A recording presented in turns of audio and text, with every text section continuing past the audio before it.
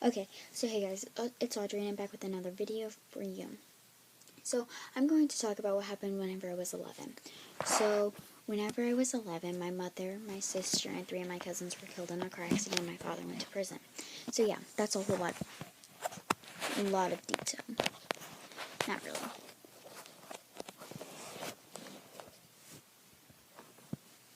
So I had this set up perfect earlier. My son is breathing really heavy. Okay, so whenever I was 11, my mother, my sister, and 3 of my cousins were killed in a car accident. My father went to prison. So it was November 23rd, 2013, and it was around Thanksgiving, and sorry about that. It was around Thanksgiving, and we were going to have a family get together for Thanksgiving, of course, but instead with not my grandma's side that I live with now, but it's not with my mom's side, with my dad's side. And we were at my grandma's house in McLeansboro, which is an hour and a half, 2 hours away. It's 3 hours away, something like that. I don't really know how far away. And it was it was like a good day, I guess. I don't really know what the weather was. It was almost 60 years ago. And so we were all going down there. My mom and dad drove 2 different vehicles. My mom drove her vehicle. My dad drove his vehicle. We took 3 of my cousins down. We took 2 of my cousins that passed away. We took another cousin that didn't pass away. And in my mom's vehicle, it was my mom, 2 of my cousins, my sister, and I. And then in the other vehicle, it was my dad, my other cousin who passed away, one of my other cousins that passed away. My sister, my other sister, my twin, and our best friend Hannah. And so we were all going down there for Thanksgiving dinner, and we were all expected to come home, that Sunday morning or Sunday evening. And we were gonna have Thanksgiving dinner that Saturday. No.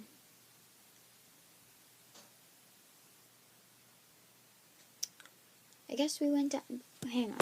I don't really know if we went down on a Saturday or a Friday because I keep forgetting. But let me check.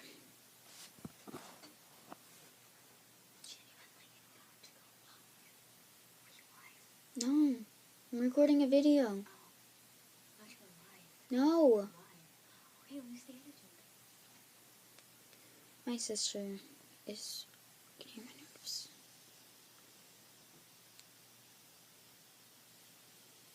She got all purdied up to go live, and I'm just over here with some chapstick on and a huge pimple on my face. I'm, gotta go back, and this one I can't just pick a date. I have to, scroll through, I'm only in 2016. Does that count for something? Now I'm in 2015. Not 13. Okay.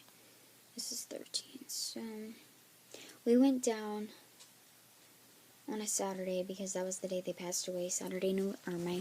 My mom and my 3 cousins passed away on November 23rd. My sister passed away November 24th that morning. And so, we went down for Thanksgiving dinner. We were gonna have it on that Sunday. My mom or my dad was gonna fry a turkey, and we were gonna go to church that morning. And so my mom, everyone was drinking, all the adults were, like they normally would on Thanksgiving or the night before that they were gonna have their family get together for Thanksgiving or whatever. And so they were all drinking and they were all drunk, and me and my sister, not thinking we were only 11.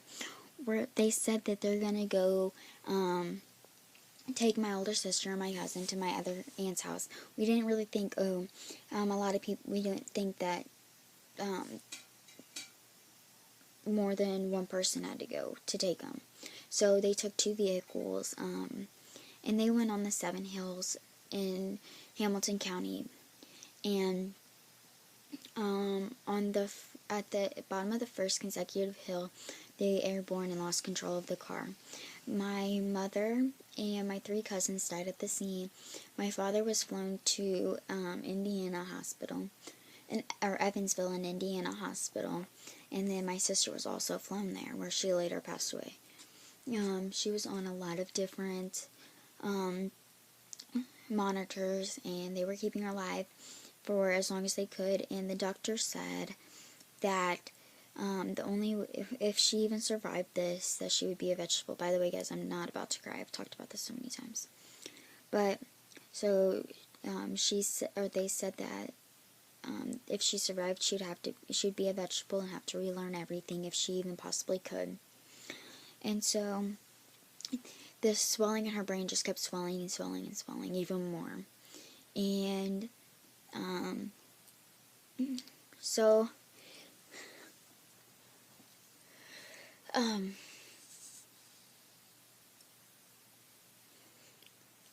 hours, like my mother, the car accident happened at 10:30ish at night, and at 4:30 in the morning they decided to take her off all the ventilations and just let her go, because they felt that my mom wanted her to come with her. And all I wanted was my mom and my sister home. Yeah, I wanted the rest of my families to come home, but if the only people I could save was my mom, my dad, and my sister, I would. And I know that sounds bad, because I'd want my cousins to live too. But I just wanted them to come home. And to this day, this can sound bad, but I still feel like they're all out there and just don't want to talk to us, don't want to see us, and don't want anything to do with us. But here's the thing, my mom's ashes are upstairs. My sister's buried. My cousins, the husband and wife, my cousins, those two were buried together, I do believe, I'm not sure. And my cousin Diana, she was cremated. And so I didn't get to go to my cousin's funerals. I was with at my mom and my sister's funerals when those were happening. And I have this fear of putting my arm in a casket with someone. I would always fear that they would pull me in and take me with them. And I had things to put in with my mom and my sister. I couldn't do it. And so I still believe that they're all out there on some island having a blast, the time of their life. And they just don't want anything to do with us. And my dad's just sitting in prison, until I'm 30, 32, something like that. And don't get me wrong, I want to see my dad, but I don't want to go to a prison, and I'm not going to take my son there, because that's not a place I want him to know, and that's not a place I want to go, because there's scary people in there. And no, I know they're not going to do anything to me, but I still have that fear of going in there. And everyone gets mad at me because my dad will yell at me and stuff over the phone, and I stop answering his calls whenever I'm mad at him, because I'm trying to control him. No, I'm not. I just don't want to hear him. And so he's been like this since he went to prison almost 6 years ago. 6 years ago on December 5th. And so what happened to my dad in the car accident? We're not sure really who was driving, but I think it was my mom and my sister. They threw the front seat out of the investigation because of where it was at in the car. It was moved up all the way towards the steering wheel, which would have been my mom and my sister because they were short. And if it was my dad, it would have been further back in the back seat. No one was buckled up besides my cousin Bobby. He was almost decapitated. Everyone died at the scene. My mom, her organs were swollen. Caitlin, she was thrown out of the car, and my dad tried to save her. That's all he remembers, is trying to save her, and then the helicopters and being in the hospital. My dad broke 8 ribs on his his left side, which he would have been landing on the center console, talking to my cousin Bobby. And then his splint or whatever, his spleen, whatever that thing is called, had to be removed. He has his stomach was in his lungs. They had to remove that, or they had to fix that, and He had glass all over his body. He was thrown out of the car too. He was trying to save my sister.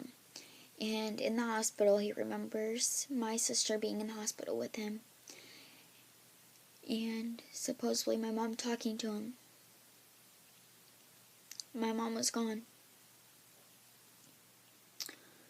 The only person that was in the hospital was my sister.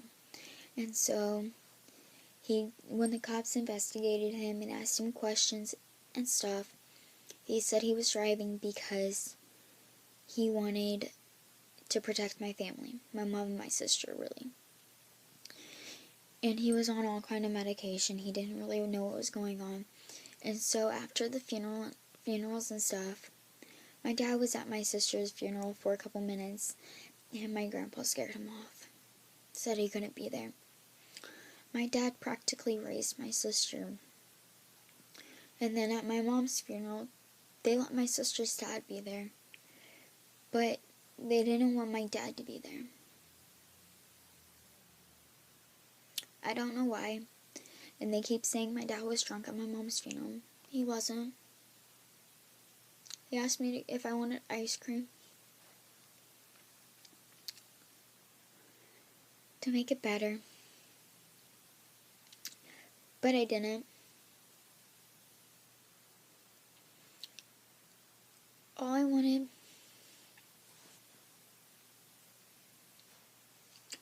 was my dad to be happy.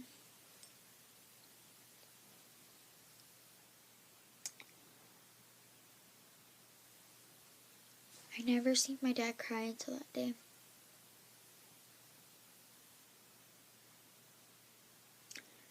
I cried one time at my sister's funeral. And I cried almost the whole entire time at my mom's funeral.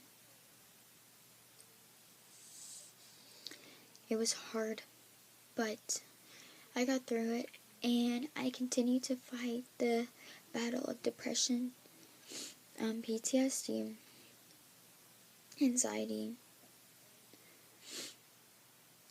and the things that come along with those. I have severe anxiety, I have severe depression, major depression, bipolar depression at that.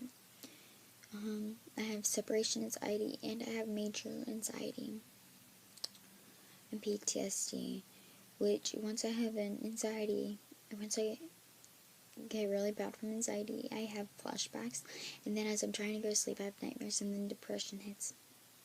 It's like a series going there, but I get through it, and it's not hard, it's not easy, but I get through it. And so I'm gonna get myself together, and then I'll be back in a couple minutes to tell you about what's happening Monday. See you guys in a few. Peace out.